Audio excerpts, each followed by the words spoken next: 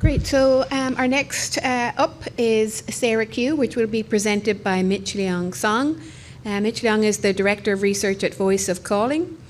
So please join me in welcoming Micheol to the stage.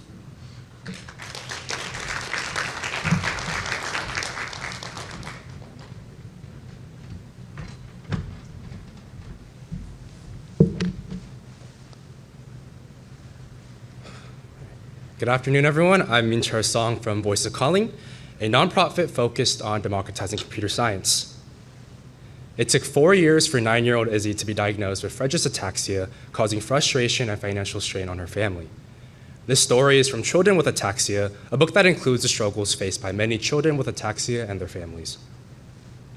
Ataxia impairs muscle coordination, affecting 15,000 to 20,000 people in the US with spinocerebellar ataxia.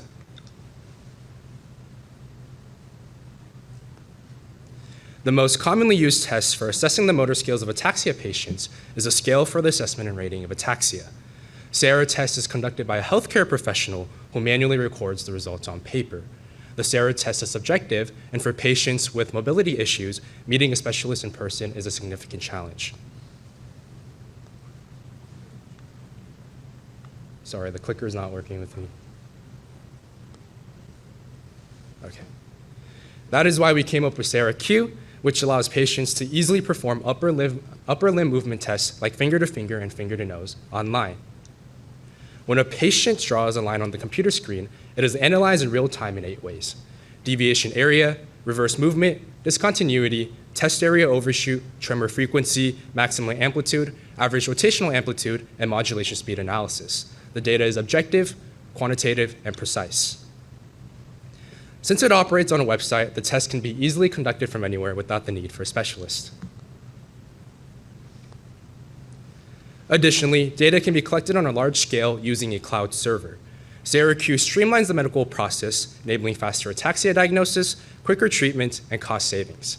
The collected data can also be used in AI, speeding up new treatment development. Beyond SARA-Q, we are currently working on a project called Ataxia V, a 3D environment geared to aid in the rehabilitation of patients with ataxia. Our team includes Xuan Li, who has lived with Still's disease for 15 years and is deeply invested in rare disease diagnosis and treatment. I'm Minchar, working as a CRO since cohort 3, with Joey, who has been a dedicated developer since cohort 1. And despite their young age, Hyunmyoung and Jeshin are outstanding programmers. Since 2018, Voice of Calling has led computer science projects in education, IT capacity building, and rare disease healthcare. With our global partners, we made a strong impact in democratizing education. Our medical projects have earned international recognition, but our true goal is to directly impact ataxia patients. The Amgen Prize will help us turn this recognition into tangible support, achieving similar success in the medical field. The Amgen Prize would enable us to hire professional data engineers to work on SARA-Q, actively involve university interns from diverse backgrounds, and freely utilize cloud server resources. We listen, we go, we work. This is the motto of Voice of Calling, the NPO I belong to. We continue to do our best without any limitations, just as we always have, to make the world a better place for humanity. Thank you.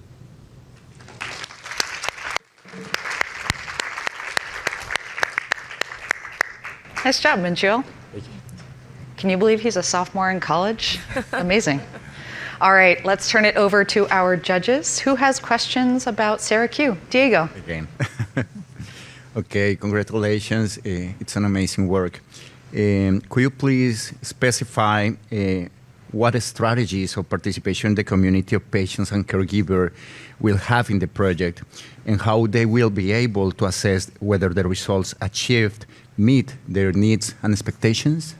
Yeah, so to answer that question, we plan to expose SARA-Q at various conferences and competitions so that we could get the attention and trust of healthcare professionals in hopes of them guiding their patients to our platform.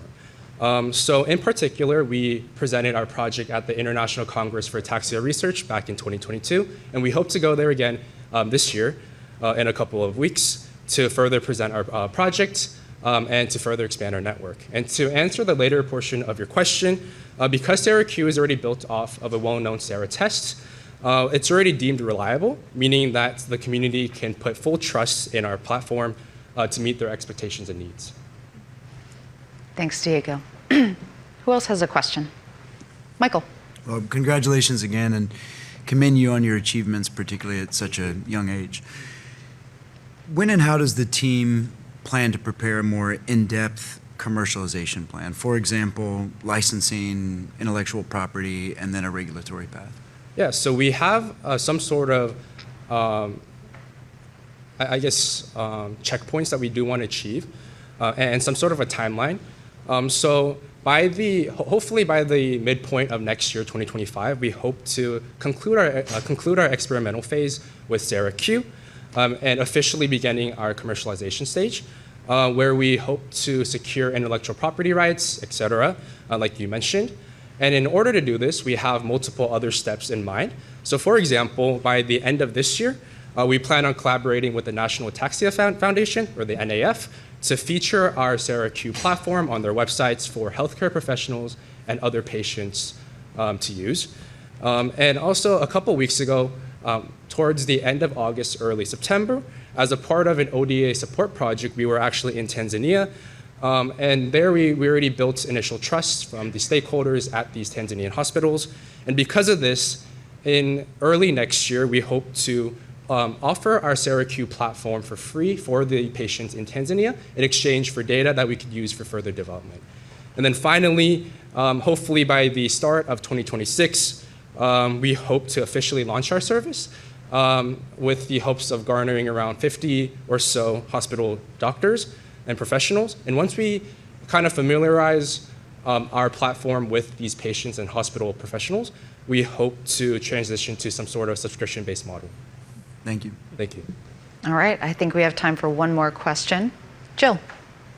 Thank you, and I appreciate the enthusiasm and excitement that you share regarding SARA-Q. So you spoke a little bit about this, but I'd like to know more about how you'll reach out to and ensure broad access to SARA-Q for diverse communities and underserved populations around the world.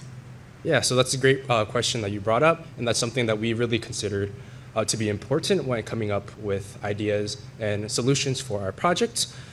So first and foremost, we want to prioritize having direct contact with the people that we're working with. So like I mentioned, we were in Tanzania a couple of weeks ago to gauge the situation. And with that, we want to partner with hospitals in Tanzania, as well as local interns from our sister organization, E3 Empower, that's located in Tanzania, who helped us come this far in terms of working with underrepresented communities. And on top of that, we also want to develop our SARA-Q platform on a progressive web app, or a PWA. What that means is that we will be able to offer offline support, especially in areas where internet access may be lacking or not as strong, like here in the US. And finally, we do want to provide our solution as an open source format. What that means is that we will have more contributors and more developers who are dedicated to this cause to help us further reach our goal. Thank you. Thank you, Jill. And thank you, Micheol. Thank you. Let's give him one last round of applause.